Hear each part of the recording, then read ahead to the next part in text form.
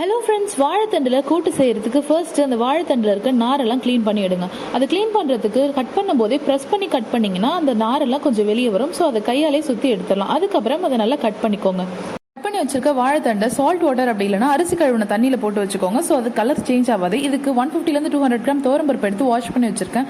அடுத்து 2 வெங்காயம், ஒரு தக்காளி, ஒரு பச்சை மிளகாய், 7-8 பல் பூண்டு, பெருங்காயம் இதெல்லாம் எடுத்துக்கோங்க. ஸோ துவரம்பருப்போட வெங்காயம், தக்காளி, பச்சை மிளகாய், பூண்டு, வாழைத்தண்டு இதெல்லாம் போட்டுக்கோங்க. இதோட 1/4 டீஸ்பூன் மஞ்சள் தூள் போட்டு மூழ்கிற அளவு தண்ணி ஊற்றிக்கோங்க. இதுக்கப்புறம் தேவையான அளவு உப்பு போட்டு குக்கர் மூடி விசில் வச்சுக்கோங்க. ஒரு 2 விசில் வச்சு எடுத்துக்கோங்க.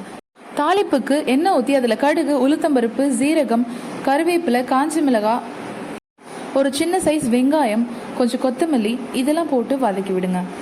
அடுத்து அரை மூடி தேங்காயில் பாதி தேங்காய் எடுத்து அதை நான் பல்ஸ் மோடில் போட்டு கோர்ஸாக கிரைண்ட் பண்ணி எடுத்துருக்கேன். அதையும் ஆட் பண்ணிவிட்டு நம்ம விசில் வச்சு எடுத்துருக்க வாழைத்தண்டை இதோட போட்டு ஒரு கொதி விட்டு இறக்குனீங்கன்னா அதை சர்வ் பண்ண ரெடியாக இருக்கும்.